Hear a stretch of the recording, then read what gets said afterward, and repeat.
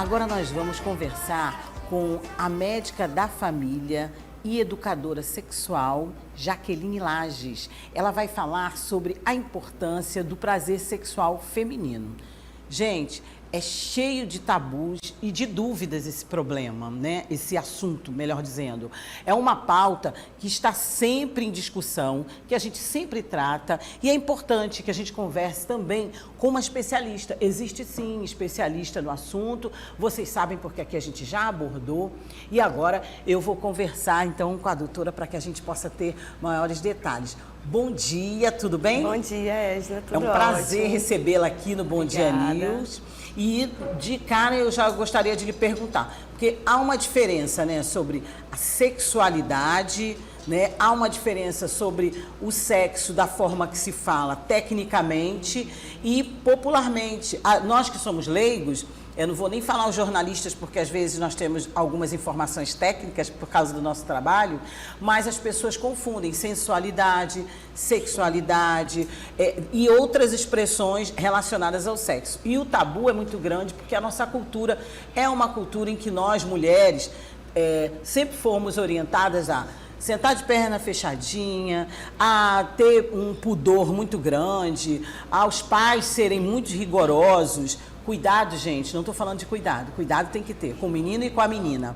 Mas nós somos cercados de uma cultura muito cheia de tabus. E aí eu lhe pergunto, doutora, a senhora pode logo, nessa abertura, esclarecer um pouquinho sobre essas expressões e termos que a gente usa e às vezes até errado? Sim, Edna, é muito importante a gente esclarecer a diferença entre sexualidade e sexo, né? As pessoas, elas tendem a resumir sexualidade apenas ao ato sexual, quando na verdade a sexualidade é algo bem mais amplo, né? É a energia que nos dá vontade de fazer as coisas do dia a dia, é como eu me vejo, como eu me relaciono com as outras pessoas, tem a ver com bem-estar físico, mental. Então a sexualidade, ela não se resume apenas ao ato sexual. O sexo é um pequeno pontinho no universo que é a sexualidade, né? E é importante que desde criança, né?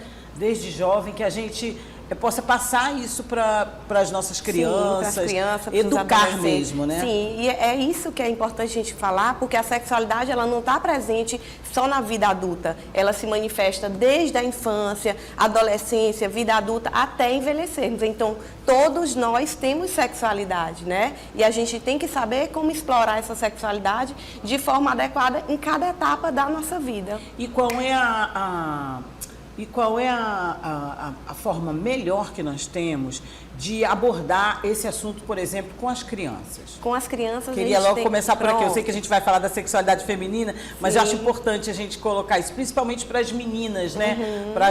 Para as mães conversarem com as meninas e com os meninos sobre o assunto. Sim, é muito importante a gente conversar isso com as crianças desde bebezinho, com a forma como a gente trata a criança, como a gente mostra os cuidados que essa criança tem que ter com o corpinho, a importância dela nomear de forma adequada cada parte do corpo, assim como a gente tem os braços, as pernas, a gente não nomeia tudo. Sim. Por que quando chega nas partes íntimas, a gente apelida, né? Não dá o nome adequado. Exato. Então isso atrapalha o desenvolvimento da criança, atrapalha a forma com que a criança vai se enxergar, porque ela acha que aquela área, aquela região ali íntima é uma área suja, proibida, que não pode ser conversado. Então, quanto mais natural a gente falar sobre esse assunto com as crianças, melhor, menor risco dessas crianças passarem por situações de abuso, porque ela vai saber identificar, né, as situações que podem ser abusivas no dia a dia dela. Então, sempre naturalizar. Vamos tentar naturalizar o máximo possível. Bom, a doutora tocou num assunto que ela falando me veio logo à cabeça. A gente fala tanto de ter cuidado. Hoje, infelizmente, a violência sexual em relação às crianças, o estupro de vulnerável é página de jornal, é página dos nossos portais e de todos os nossos meios de comunicação todo dia. Então é importante que a gente fale com a criança, que a gente esclareça e que a gente, não de forma vulgar, não precisa ser vulgar, justamente, que a gente não está falando de vulgaridade, a gente está falando de educação sexual e principalmente com as meninas, eu falo com as meninas sempre, gente, porque com as meninas, eu sou mulher, eu sei, nós temos lugar de fala, que sempre os cuidados desde pequenas são maiores e às vezes esquecem até os meninos. E a violência sexual, o estupro vem para todo mundo, para todos os gêneros. Então, por exemplo, nessa parte de apelidinhos, né? A gente sempre, até da gente falar vagina, a pessoa já, qualquer um já fica assim, né? Vulva, a pessoa já tem que ter um apelidinho. Então, a gente começa então agora falando diretamente da nossa pauta, que é a educação sexual feminina e os prazeres do corpo. O que então nós, mulheres, temos que desde pequena saber sobre o nosso corpo em relação à educação sexual feminina, doutora? Pronto. Desde criança a gente já tem que saber nomear de forma correta e saber que aquela parte é uma região do nosso corpo que é natural, que é normal, que pode vir dar alguma sensação de prazer. Quando nós somos crianças, essa sensação ela não é erotizada. Então a gente tem que entender isso. Sexualidade infantil, muitos adultos, muitos pais têm algum receio porque acham que a gente vai erotizar a criança, vai falar sobre relação sexual, e não é isso. E aí, a partir desse momento que a gente ensina a criança que aquela é uma região que faz parte do nosso corpo, futuramente ela vai passar a ter uma liberdade maior, uma autonomia para se conhecer. Então, a gente, na vida adulta, a gente joga a responsabilidade do nosso prazer para uma terceira pessoa, para uma segunda pessoa. A gente não se conhece, não tem o hábito de se tocar, então apenas os meninos, né, os adultos os homens foram ensinados que podiam se tocar, que podiam se conhecer, e a gente sempre reprimida, sempre o papel da mulher na sociedade era só constituir família e fornecer prazer ao esposo, ao companheiro, à parceria. E aí a gente, tendo esse conhecimento, sabendo se conhecer, fazer o autoconhecimento, pode usar de algumas maneiras que possam ajudar. A gente fala mais na frente, né, do uso de sex toys, de brinquedos eróticos, para ajudar a gente a descobrir as áreas que nos dão prazer para poder passar isso para uma parceria. E não existem, é claro que existe a fase, né, criança, adolescente, mulher, mas o que no geral... você como educadora sexual orienta para que a pessoa possa se conhecer melhor, porque eu estava até conversando com a Lorena ainda há pouco ali, antes de você entrar. Normalmente as mulheres e os homens também pensam mais nos seios e na vulva. Sim. E não é assim, né? Ela está falando, olha, a doutora trouxe inclusive uma ilustração. Toda parte do nosso corpo, ela pode ser prazerosa, né? Sim, a pele é o maior órgão do nosso corpo e a gente tem a mania de focar só em genitais, né? Mamas, vulva, só nas partes genitais. Enquanto todo o nosso corpo é erótico, todo o nosso corpo tem várias zonas erógenas que nos fornecem prazer. Então, durante o banho, numa massagem, tocar o corpo como um todo e descobrir aquelas áreas que despertam alguma sensação boa, prazerosa. Então, isso é importante. Tira o foco dos genitais, né, das partes íntimas, para explorar o resto do corpo como um todo. E o que a gente confunde? Acha que são partes que realmente a gente possa sentir prazer, a gente só foca, como você mesmo falou, em duas áreas, e as outras áreas que talvez a espectadora nem pense, né, ou a internauta, e que ela pode também explorar o prazer. Como mostra aí na imagem, o que a gente acha que é? Isso, aí é a ilustração. Mamas, né, e genitais e a pele como um todo, principalmente região do pescoço, antebraço, entre as coxas, né, atrás dos joelhos, são áreas que têm muitas terminações nervosas e que também fornecem uma sensação muito boa. São e que detalhes pode ser que a explorada. própria pessoa explora. Sim, e pode passar para o companheiro ou para a companheira, como é que né, gosta, depois, mais tarde. Porque quando criança e adolescente está só se descobrindo. Está só se descobrindo. E a outra ilustração mostra tantos pontos, né? Isso, justamente, como realmente é.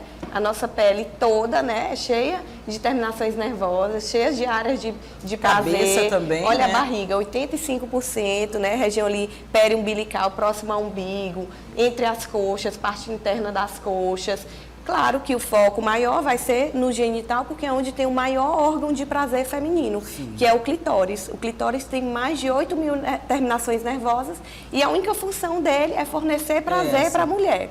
Só porque durante uma relação, as preliminares, a gente não vai direto para essa parte, porque fica até desconfortável, né? Então, explora todo o restante do corpo para depois focar no principal órgão de prazer.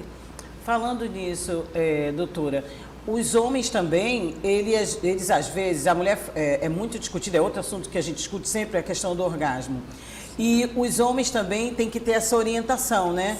A esse tipo de educação, a educação sexual para feminina, mas ela é direcionada também para o homem, porque a relação homem-mulher, ou mulher-mulher, ou homem-homem, ela tem que ser explorada pelo casal, né? Então, é importante a educação sexual também para o homem, né? Com certeza, o homem faz parte disso, né? Então, é muito importante ter uma comunicação sexual com seu parceiro. Você falar, conversar, falar sobre suas intimidades, seus gostos, suas preferências, o que te agrada, de uma forma natural. Os homens, quando a gente começa a guiar ele nesse processo de prazer, alguns se sentem até incomodados. Então, a gente conseguindo educar esses homens, eles acham que já sabem de tudo, né? E, na verdade, nada melhor do que você mesmo para se conhecer, saber o que te agrada e passar para uma parceria. Então, os homens têm que abrir a mentalidade para isso, né? Abrir a mente para saber que eles vão estar adquirindo mais conhecimento e podendo compartilhar de uma relação ainda mais prazerosa com a sua parceria. Bom, e eu queria também aproveitar para você que está em casa e que está nos assistindo, falar da questão que envolve também a saúde, porque para que a gente descubra o nosso corpo, para que a mulher saiba mais sobre o seu corpo, o prazer que ela pode sentir, ela tem que passar essa informação também, como a gente está dizendo aqui, para o companheiro, para a companheira, também é necessário que a gente cuide bem do corpo. E, doutora, nessas áreas todas que você mostrou aí para a gente, cada parte do nosso corpo requer prevenção, requer cuidado para que a gente tenha saúde, né? Sim. Quais são as orientações, as sugestões que você pode dar para que a gente realmente saiba explorar o nosso corpo, mas também saiba cuidar dele, principalmente a mulher nessa parte sexual? Sim, a saúde, a sexualidade, ela faz parte da nossa saúde, do bem-estar físico e mental. Então, assim como todas as outras áreas da nossa vida, ela tem que ser bem cuidada. Então, a gente, para ter uma saúde sexual boa, tem que estar fazendo acompanhamento, né, em relação à prevenção de ISTs, infecções sexualmente transmissíveis, fazer rastreamento de câncer de mama, tem que estar se exercitando. Então, a atividade física é importantíssima para a nossa saúde, para o nosso bem-estar, para o aumento da libido. Então, a gente fala em libido só se resumindo a desejo sexual. Você pode aproveitar e falar um pouquinho sobre libido? Pronto. O que é libido? Pronto, a libido é o que nos impulsiona, é a pulsão para a vida, para as atividades todas de uma forma geral. É o que a gente sente, né? A vontade, a energia que nos dá para fazer todas as atividades, não só resumindo a desejo sexual, a relações, né? Então, a libido, ela é importante manter todos os nossos pilares saudáveis, né? Atividade física, alimentação. Às vezes, uso de medicamentos pode atrapalhar a libido. Então, aquelas pacientes que podem estar em uso de antidepressivos, de anticoncepcionais, orais, injetáveis, algumas medicações, elas podem atrapalhar a libido de uma forma geral, né? Não só relacionada a prazer, a sexualidade, mas a todo o nosso corpo de uma forma bem completa. Então, nós temos que tomar até cuidado com alguns medicamentos, né? Sim. Mas eu lhe interrompi.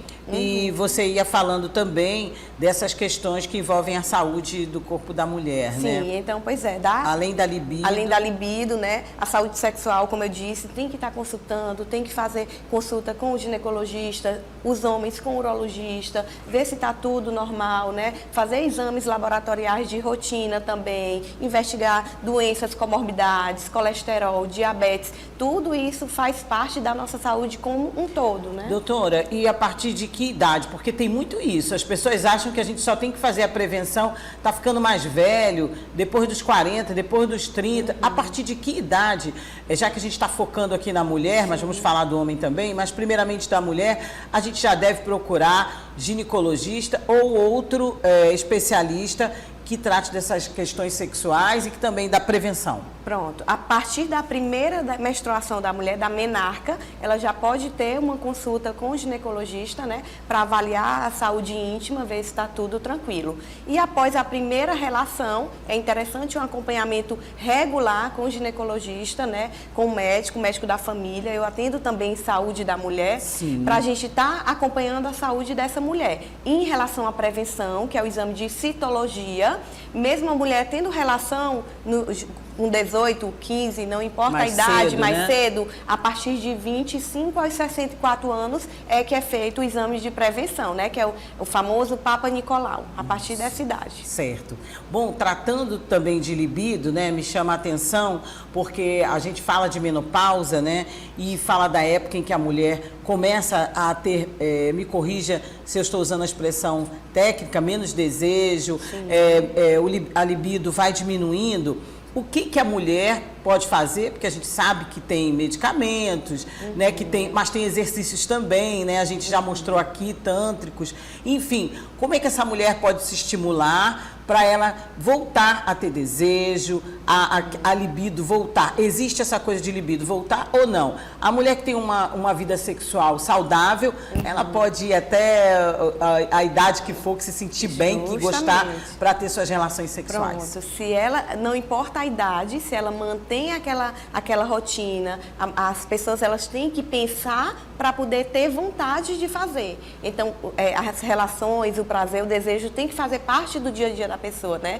Tem que estar pensando para poder você conseguir ter prazer, para você conseguir manter a libido em alta. Quando você diz tem que estar pensando, é porque a pessoa tem que focar na sexualidade também, tem que imaginar. Tem que se cuidar, né? Tem que se enxergar como mulher. Muitas mulheres nunca pegaram um espelhinho para ver essa parte íntima. Não conhecem, né? Não se conhecem, não conhecem o corpo. Então é interessante ela manter essa rotina de autocuidado, né? De toques. Pode usar a audição, que é os nossos sentidos, todos eles ajudam muito no despertar da nossa sexualidade. Então essas mulheres, quando já chegam próximo à menopausa, que tem uma queda dos hormônios, elas podem diminuir esse desejo sexual, essa vontade de fazer até as outras coisas da rotina, e aí uma da profissional vida. vai ajudar, né? Uma ginecologista ou mesmo a médica que ela tem confiança, pode orientar, né? Essa questão dos medicamentos também me chamou a atenção. Quer dizer que os medicamentos, a alimentação, você falou, pode interferir? Tudo pode interferir. Explicar melhor, doutora? Pode interferir. Algumas medicações, elas vão atrapalhar, né, o desejo sexual espontâneo e o responsivo. A gente percebe que em início de relacionamentos o desejo é lá em cima, né? Depois de um tempo, porque no início do relacionamento o que está presente é o desejo espontâneo. Não precisa de muita coisa para a mulher já se sentir excitada, com vontade de ter uma relação. Porque é novo, né? A curiosidade. Que é novo, né? Por isso que é importante os casais saírem da rotina, né? Manter assim uma diversidade de coisas juntos para vamos mudar de cenário, usar brinquedinhos, essas coisas, né? Justamente. Aí, a partir do momento que o casal já tem um longo período de relacionamento, esse desejo passa a ser responsivo, ou seja, ele vai responder a estímulos. A mulher está neutra, né, no estado de neutralidade sexual, e a partir de estímulos é que ela vai ter vontade. Então, a gente espera, às vezes, a vontade cair do céu, quando a gente não se esforça para isso. Doutora, e também tem a questão da conversa, né? Você que está aí nos acompanhando, você conversa com seu parceiro, com a sua parceira sobre isso? Você conhece seu corpo, se conhece, sabe onde dá mais prazer? Isso é muito importante. Como essa questão do conversar também influencia, né? A mulher, de repente, ela tem que ter também autoestima, né? Porque isso aí influencia bastante. Faz parte você falou do espelhinho, de estar se vendo. E eu acho que é muito importante que a mulher também se sinta bonita para ela mesma, valorizada, acha o corpo dela bonito, não deixe ninguém falar que seu corpo é feio, que você está feia, que você está muito gorda, que você está muito magra. E você tem que passar isso para o seu parceiro ou parceira, né? Isso também ajuda, doutora, a conversar, não estou mais sentindo tanto desejo, não sei o que é, ainda amo você, gosto de você, mas eu não estou conseguindo. A resposta do parceiro ou da parceira também é importante, né? Sim, e juntos eles têm que chegar e tentar resolver a situação, né? Por isso que o diálogo aberto entre uma parceria é muito importante. A mulher contar as dificuldades, as limitações que ela está tendo, alguma coisa que não está gostando, que não está se sentindo à vontade, para poder resolverem junto e conseguir preservar esse erotismo no relacionamento, não deixar se tornar apenas um casal de amigos, né? De um casal que só dorme junto e que não mantém relação. Então, o que é muito importante, uma dica que eu dou para os casais, reservem pelo menos um dia da semana para ter o momento sozinho. Então, mesmo aqueles casais com filhos, com a família, morando junto, tenta dar um jeitinho, deixa os filhos com as avós, com a babá, para ter aquele casal, aquele momento a dois, né? Para explorar os dois, para manter a intimidade, a conexão. Quando a gente deixa muito tempo um casal sem manter aquela intimidade, acomoda, né? Acomoda e eles se distanciam, cria um abismo enorme entre esse casal. E para recuperar isso é complicado. Então, mesmo, a gente não espera o desejo vir, a gente faz com que as condições, né, sejam propícias para esse desejo surgir. Então, por isso que é importante reservar pelo menos um dia para esse casal se manter conectado. Esse assunto sempre gera muitas dúvidas. Eu estou aqui e muita conversa, e a Lorena já vem aqui, já puxar a minha orelha por causa do tempo, mas, doutora, muitas perguntas aqui. E aí, o Fábio está perguntando aqui, e quando a mulher é uma mulher tímida e que não gosta de conversar sobre os prazeres do corpo dela mesma? Aí você, como parceira, parceria, pode começar a orientar ela primeiro a se conhecer, né? A se tocar. As mulheres, elas são muito reprimidas, elas têm vergonha, né? A gente não foi ensinada a isso. E a questão da educação mesmo, da Justamente. cultura da gente, então, a gente, né? a partir do momento que começa a se libertar dessas amarras que foram presas na gente desde a infância, a gente começa a ter uma liberdade maior para conversar sobre o assunto. Agora, aquilo que você não é familiarizado, você não consegue conversar. Por isso que é importante. Então, esse companheiro vai orientar, dá de presente para ela um bullet, dá de presente para ela um sex toy, um brinquedo erótico, para ela poder começar a massagear o corpo, sentir as zonas que proporcionam prazer para ela começar a ter uma abertura e conversar com ele. Só mais uma perguntinha, dá tempo? Não, aí a gente encerra. Aqui é a Karen lá do Rio de Janeiro, Karen Prado, jornalista também, aproveito para mandar um beijo para ela. E ela está perguntando, ela tem a filha dela, que já é uma jovem, a Janaína, de 23 anos, eu conheço, e ela pergunta, e quando a gente não consegue falar com os nossos filhos sobre o momento que atravessamos? E aí ela se refere a que a gente estava falando, da libido, que a gente precisa conversar também com os nossos filhos, quando não tem um parceiro, por exemplo. Sim, então, a gente que tem é um que assunto que às vezes é tabu, né? Não é nem o caso dela, mas ela está perguntando para o caso de você aí, que às vezes tem vergonha de conversar com seu filho sobre isso. Sim. Porque a filha, o filho tem dúvida, né? Como é que faz, doutora, nesse caso? E os adolescentes, os jovens, eles têm muitas dúvidas. E eles não vão tirar essas dúvidas com a gente. Por quê? Porque eles não foram acostumados desde a infância de falar sobre isso de uma forma natural. Então, eles vão procurar as respostas com os colegas, na internet. E às vezes vem meio que torto, é muito perigoso, além de ser perigoso, porque são informações distorcidas, né? São informações que às vezes não correspondem à verdade. Então, nada melhor do que você, do que o pai e a mãe, para fazer uma orientação mais adequada. Agora, você precisa criar também uma intimidade com os filhos, né? Começar aos poucos, falar de uma forma natural. Então, a gente acha que as crianças, que os adolescentes não sabem o que é relação sexual, e eles sabem, às vezes sabem muita coisa que a gente nem imagina. Então, quando eles chegarem, às vezes, vivem, né? Justamente, tudo já expõe, né? Erotiza as crianças muito cedo. Então, a gente tem que estar sempre de olho nessas crianças, nesses adolescentes, olhar os conteúdos que eles estão acessando, para eles não distorcerem a sexualidade para uma forma negativa, né? Então, a gente conseguir orientar de uma forma adequada é muito importante. Bom, e esse assunto da internet, outro dia a gente explora mais, né? Lores, porque é um assunto que a gente tem que prestar atenção também. Exatamente, a gente falou da questão da violência sexual nas crianças, adolescentes, jovens, enfim, e a internet, ela é um espaço que hoje a gente está discutindo muito como veio para o bem e para o mal, e nesse caso da sexualidade, do sexo pela internet, das relações, nós já temos aí os crimes sexuais, né? Pela internet, então pela internet, então a gente também é um assunto que a gente deve tratar você como especialista, né, na família, educadora sexual, eu acho que a gente deve explorar mais esse assunto também, certamente. Sim, nós vamos convidá-la novamente, ou comigo, ou com a Vanusa, que é aqui, que está à frente do programa. Muito obrigada pela sua disponibilidade de tempo, pelas informações, e espero que a gente converse novamente outras vezes aqui no Sistema de Comunicação. Obrigada, viu, Regina, pelo convite, agradeço. Foi maravilhoso o nosso bate-papo. E eu queria que você deixasse aí suas redes sociais, e para quem ainda deve ter um monte de gente cheia de dúvidas, cheia de vontade de perguntar um monte de coisa para a doutora, então, se quiser deixar, e pode, né, seus contatos aqui para a gente. Pronto. Meu Instagram é @jaquelages, Jaque com Y, tá? E quem tiver alguma dúvida, alguma sugestão, o que quiserem que eu converse, que eu comente, que eu faça algum vídeo, pode mandar por direct, que eu sou super acessível. Ótimo. E tiro todas as dúvidas. Mais uma vez, muito obrigada e bom dia. Bom dia.